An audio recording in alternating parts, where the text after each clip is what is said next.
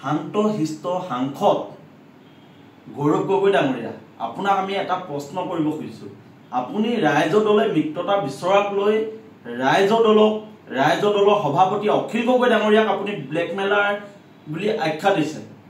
আপুনি নিজেই ভাবক যে অখিল গগৈ ডাঙৰীয়াই বাৰে বাৰে কংগ্ৰেছক মিত্ৰতাৰ প্ৰতি আহ্বান কৰি আছে, আৰু এই আহ্বান কেৱল অখিল গগৈ ডাঙৰীয়া বা ৰাইজৰ দলৰ নহয়, সমগ্ৰ অসমত যিসকল বিবেকবান মানুহ, যিসকল নিৰপেক্ষ ভোটাৰ, তেখেতলোকে আহ্বান কৰি আছে যে বিজেপিক পৰাস্ত কৰিব হলে ৰাইজৰ দল আৰু কংগ্ৰেছ একত্ৰিত হ'ব লাগিব, বিৰোধীৰ মাজত ভোট বিভাজন হ'ব নালাগিব।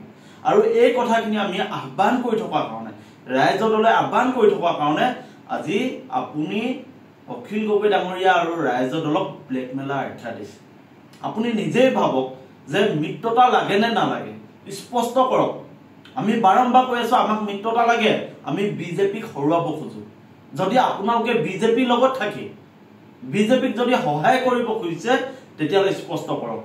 মিডিয়াৰ সন্মুখত যিকে মন যায় ঠিকে কৈ কেৱল ৰাইজৰ দলক বিজেপি এজেণ্ট বনাবলৈ গৈ আপোনালোকৰ IT চেলে যি কাম কৰি আছে, আপুনি যি বক্তব্য ৰাখিছে এই বক্তব্য সময় উপযোগী নহয়। আপোনালোকক আমি দেখি আছো যে আপোনালোকে লোকসভা নিৰ্বাচনৰ সময়ত বিৰোধীক আসন এৰি দিব খোজা নাই, উপ নিৰ্বাচনত এৰি দিব খোজা নাই, পঞ্চায়তত মিত্ৰতা নকৰিলে। আজি মিত্ৰতা নকৰাৰ কাৰণে বাৰে বাৰে বিজেপি জিকি আছে, আৰু আপোনালোকে দুখ দিব খোজে কাক? ৰাইজৰ দলক। ৰাইজৰ দলে ভোট বিভাজন কৰিলে। হেৰ' গৌৰৱ গগৈ ডাঙৰীয়া, আপুনি উত্তৰ অসমত আহক, উত্তৰ অসমত জিলা পৰিষদৰ সমষ্টিসমূহ চাওকেই, কংগ্ৰেছ 3 নম্বৰ স্থানত আছে, তাত আঞ্চলিক দল, ৰাইজৰ দল বা জাতীয় পৰিষদ 2 নম্বৰ স্থানত আছে। গতিকে গৌৰৱ গগৈ ডাঙৰীয়া, আপোনালোকৰ দলটো আপোনালোকে সংশোধন কৰক। আপোনালোকৰ দলত থকা দালালসমূহ আপোনালোকে প্ৰথমে দলৰ পৰা আঁতৰাওক। আপোনালোকৰ টিকেট বিক্ৰী কৰা মানুহবোৰক সভাপতিৰ পৰা আপোনালোকে আঁতৰাওক। আপোনালোকৰ দলটোত এতিয়া যি ধৰণে মামা এজেণ্ট সোমাই আছে, এই এজেণ্টবোৰক আপোনালোকে প্ৰথমে নাকি লগাওক। অখিল গগৈ ডাঙৰীয়াৰ পিছত লাগি একো লাভ নাই। ৰাইজৰ দলক অসমৰ মানুহে ভাল পায়, ৰাইজৰ দলৰ প্ৰতি মানুহ আকৃষ্ট হৈছে, আঞ্চলিকতাবাদী মানুহবোৰ ৰাইজৰ দলত আহিছে, যি জাতিটোক ভাল পায় সেই মানুহবোৰ ৰাইজৰ দলত আহিছে, আৰু ৰাইজৰ দলে নতুনক আদৰিব খোজে। আজি একেটা চোলা সদায় এজন ব্যক্তিয়ে পিন্ধি নাথাকে, মানুহে নতুন চোলা পিন্ধিবৰ কাৰণে হেঁপাহ কৰে, আৰু ৰাইজৰ দল বৰ্তমান অসমত নতুনত্ব লৈ আহিছে, নতুন উদিত সূৰ্য। গতিকে ৰাইজৰ দলক মানুহে আঁকোৱালি লৈছে। ৰাইজৰ দলক লৈ আপোনালোকে হিংসা কৰিব নালাগে। আমি কৈছো ৰাইজৰ দল শক্তিশালী হওক, আপোনালোকৰ লগত আমি মিত্ৰতা কৰিব খোজো, আৰু 26ত একেলগে বিজেপিৰ বিৰুদ্ধে এঘৰি যুঁজিব খোজো। আৰু আপোনালোকে সেই কথাবোৰ কিয় বুজি উঠা নাই? কেৱল মিত্ৰতা কেন্দ্ৰিক কথাবোৰ ক'লেই আপোনালোকে সংঘাতৰ কথা কয়। সংঘাত বিচাৰে নেকি আপোনালোকে? যদি আপোনালোকে 26ত মিত্ৰতা নিবিচাৰে তেতিয়াহ'লে আপোনালোকে স্পষ্ট কৰক যে কংগ্ৰেছে অকলেই 26ত নিৰ্বাচনত অংশগ্ৰহণ কৰিব। সেই কথাষাৰ কিয় স্পষ্ট কৰিব নোৱাৰে? আমি ৰাইজৰ দলে সমগ্ৰ অসমত সাংগঠনিক কাম কাজ কৰাটো অপৰাধ নেকি? আমি ৰাইজৰ দলক শক্তিশালী কৰিবৰ কাৰণে আমি কাম কাজ কৰিমেই। ৰাইজৰ দল নিৰ্বাচন আয়োগৰ দ্বাৰা স্বীকৃতিপ্ৰাপ্ত ৰাজ্যিক আঞ্চলিক দল, জাতীয়তাবাদী দল, যি দলে নিজৰ সাংগঠনিক ভিত্তিক কাম কাজ শক্তিশালী কৰিবই। ৰাইজৰ দলৰ সাংগঠনিক ভিত্তি শক্তিশালী হোৱাৰ কাৰণে কংগ্ৰেছৰ কোনোবাখিনি ক্ষতি হ'ব নেকি? আমিতো নাভাবো। কংগ্ৰেছে নিজৰ কাম কৰি যাওক, ৰাইজৰ দলে নিজৰ কাম কৰি যাওক। আৰু আপোনালোকে মিত্ৰতাৰ কথাবোৰ চিন্তা কৰক। 26ত মিত্ৰতা হলেহে বিজেপিক হৰুৱাব পৰা যাব।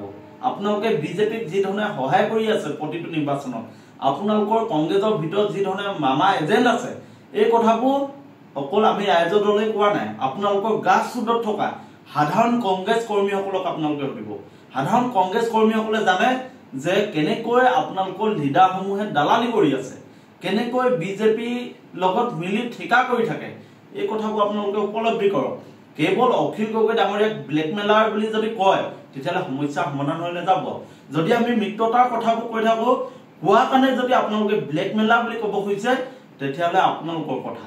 কিন্তু আমি স্পষ্টভাৱে কৈছো আমি মিত্ৰতা বিচাৰো, আৰু আপোনালোকে সংঘাত বিচাৰি আছে।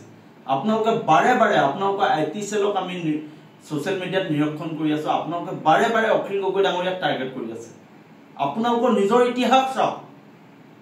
আপোনালোকে সুশাসন কৰিব নোৱাৰাৰ বাবে অসমত বিজেপি চৰকাৰ আহিব আৰু ৰাইজৰ দল শক্তিশালী হ'ব বুলিয়ে আপোনালোকে মিত্ৰতাৰ পৰা আঁতৰি আছে এই কথাষাৰ আমি নাজানো বুলি ভাবিছে নেকি গতিকে গৌৰৱ গগৈ ডাঙৰীয়া আপুনি শুনি লোৱা ভাল যে বিজেপিক হৰুৱাব হ'লে মিত্ৰতা লাগিব আপুনি ইমান অহংকাৰ কৰি নাথাকিব আপুনি লোকসভা নিৰ্বাচনে হাৰিলে হয় যদি ৰাইজৰ দলৰ লগত আপোনাৰ মিত্ৰতা নাথাকিলে গতিকে বেছি অহংকাৰ ভাল নহয় ডাঙৰীয়া আপুনি অকমান মাটিত ভৰিটো থবলৈ শিকক কেৱল উৰি ফুৰিলে সমস্যা সমাধান নহয় আজি বিৰোধী ভোট বিভাজনৰ বাবেহে আজি বিজেপি প্ৰতিটো নিৰ্বাচনত জিকি আহিছে এই কথাষাৰ আপোনালোকে বুজি উঠাত কিয় পলম হৈছে আমি বুজি পোৱা নাই নে আপোনালোকে সঁচাকৈয়ে অসমত বিজেপি চৰকাৰ থকাটোৱে বিচাৰে মুখ্যমন্ত্ৰী হিমন্ত বিশ্ব শৰ্মা থকাটোৱে বিচাৰে আপোনালোকৰ মুখ্যমন্ত্ৰী ডাঙৰীয়াৰ লগত গোপন বুজাবুজি আছে এই কথাখিনি আপোনালোকে স্পষ্ট কৰি দিয়ক